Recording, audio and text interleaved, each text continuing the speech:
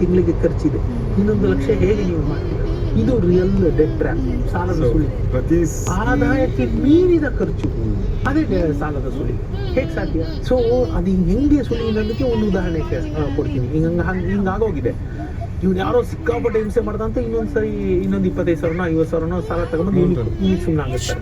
So ಇಲ್ಲ ಆಯ್ತಲ್ಲ, 1 ತಿಂಗಳಾಗೋಷ್ಟು ಇವ್ನು ಕೇಳಕ್ಕೆ ಶುರು ಮಾಡ್ತಾನೆ. ಆ 2,00,000 2.5 ಆಗುತ್ತೆ, 2.25 ಆಗುತ್ತೆ. ಯಾಕಂದ್ರೆ ಬಡ್ಡಿಗೆ ಬಡ್ಡಿ, ಚಕ್ರ ಬಡ್ಡಿ ಬೆಳೀತಾ ಹೋಗುತ್ತೆ.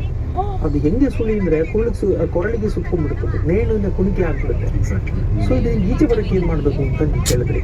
ನಾನು ಇಲ್ಲೇ ಆ ಥರದೊಂದು ಕೇಸು ನೋಡಿದ್ದೆ. ಅವ್ರಿಗೊಂದು ಉದಾಹರಣೆಯನ್ನು ಹೇಳಿ ಅವ್ರನ್ನ ಒಪ್ಪಿಸಿ ಅದರಿಂದ ಈಚೆನೂ ತಂದೆ. ಏನಂತಂದ್ರೆ, ಇದು ನಿಮ್ಮ ಹತ್ರ ಅಸೆಟ್ ಇರುತ್ತೆ, ಅಸೆಟ್ ರಿಚ್ ಕ್ಯಾಶ್ ಪೋರ್. ಏನು ಮಾಡ್ತೀರಾ? Sell the asset. ಒಂದು ಸಣ್ಣ ಉದಾಹರಣೆ ಹೇಳ್ತೀನಿ ಗೋರೀಶ್ವರೇ, ಇದೊಂದು ಪ್ರಯೋಗ ಆಗಿದೆ. ಒಂದು ಸಣ್ಣದೊಂದು ಬಾಕ್ಸು, ಅಲ್ಲಿ ಕೈ ಮಾತ್ರ ಹೋಗುವಷ್ಟು ಜಾಗ, ಕೆಳಗಡೆ ಒಂದು 5-6 ಬಾಳೆಹಣ್ಣು ಇಟ್ಬಿಟ್ಟಿದ್ದಾರೆ, ಒಂದು ಬಾಳೆಹಣ್ಣು ಚಿಪ್ ಇಟ್ಬಿಟ್ಟಿದ್ದಾರೆ. ಕೋತಿನ ಬಿಡ್ತಾರೆ, ಕೋತಿ ನೋಡುತ್ತೆ, ಆಸೆ ಆಗ್ಬಿಡುತ್ತೆ, ಅದು ಬಂದು ಕೈ ಹಾಕ್ಬಿಡುತ್ತೆ, ತೆಕ್ಕೊಳಕ್ಕೆ ಹೋಗುತ್ತೆ, ಬರಲ್ಲ. ಯಾಕೆಂದ್ರೆ ಅದು ಹೋಗೋದು ಸಣ್ಣ ರಂಧ್ರ, ಕೈ ಮಾತ್ರ ಹೆಂಗೋ ಮಾಡಿ ಇಟ್ಬಿಟ್ಟಿದೆ. ಆದರೆ ಅದು ಬಾಳೆಹಣ್ಣು ಚಿಪ್ ಸಮೇತ. ಆದರೆ ಅದ್ರ ಮನಸ್ಸು ಬಿಡ್ತಾ ಇಲ್ಲ. ಅದಕ್ಕೆ ಹಣ್ಣು ನೋಡ್ತಾ ಇದೆ, ವ್ಯಾಲ್ಯೂ ಇದೆ ಅಲ್ಲ, ಅದಕ್ಕೆ ಹಣ್ಣಿನ ಮೇಲೆ ಮೋಹ ಬಿಡ್ತಾ ಇಲ್ಲ. ಹಾಕಿ ಮಾಡುತ್ತೆ, ಕೈಯೆಲ್ಲ ಉಜ್ಜೋಗುತ್ತೆ, 10-15 ನಿಮಿಷ ಆಗುತ್ತೆ, 1 ಅವರ್ ಆಗುತ್ತೆ, ಅದು ವ್ಯಾಮೋಹ ಬಿಡ್ತಾ ಇಲ್ಲ.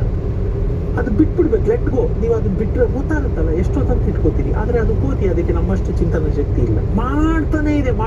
ಅದು ಕೊನೆಗೆ ಕೈಯೆಲ್ಲ ರಕ್ತ ಎಲ್ಲ ಬರುತ್ತೆ, ಅದಕ್ಕೆ ಅದು ವ್ಯಾಮೋಹ ಬಿಡ್ತಾ ಇಲ್ಲ. ಇದು ಹಾಗೆ ನಾನು ಹೇಳಿದ್ದು ಅರ್ಥ ಆಯ್ತಾ? ಅದಕ್ಕೊಂದು ತಿಳ್ಕೋಬೇಕು. ನಾನು ಸ್ವತಂತ್ರವಾಗಿ ನೋಡಿ, ಅದು ಅಲ್ಲಿ ಬಂದಿ ಆಯ್ತು, ಸ್ಲೇವ್. ಅದು ಗಂಟೆಗಟ್ಟಲೆಯಿಂದ ಅಲ್ಲೇ ಪ್ರಯತ್ನ ಪಡ್ತಾ ಇದೆ, ಸ್ಲೇವ್ ಆಗೋಯ್ತು. ಅದನ್ನ ಹೇಗಾದ್ರೂ ಮಾಡಿ ಪಡ್ಕೋಬೇಕು ಅನ್ನೋ ಒಂದು ಇದಕ್ಕೆ ಬಿದ್ದುಬಿಟ್ಟಿದೆ, ಅದು ಹಠಕ್ಕೆ ಬಿದ್ದಿದೆ. ಅಲ್ಲಿ ಅದು ಸ್ಲೇವ್ ಆಗೋಯ್ತು. ಅದಕ್ಕೆ ಸ್ವತಂತ್ರ ಕಳ್ಕೊಂತು. ಅದು ಎಲ್ಲೋ ಹಾರಾಡ್ಕೊಂಡಿರುವಂಥದ್ದು, ಮರದಿಂದ ಮರಕ್ಕೆ ಸ್ವತಂತ್ರ ಕಳ್ಕೊಂಡು ಗಂಟೆಗಟ್ಟಲೆ ಒಂದೇ ಕಡೆ ಕೂತಿದೆ. ಅದನ್ನ ಬಿಟ್ಬಿಟ್ಟು ಲೆಟ್ ಗೋ ಅಂತ ಬಿಟ್ಟಿದ್ದಿದ್ರೆ ಬೇರೆ ಎಲ್ಲ ಹೋಗಿ ಆಹಾರ ಹುಡ್ಕೋಬೋದಾಗಿತ್ತು.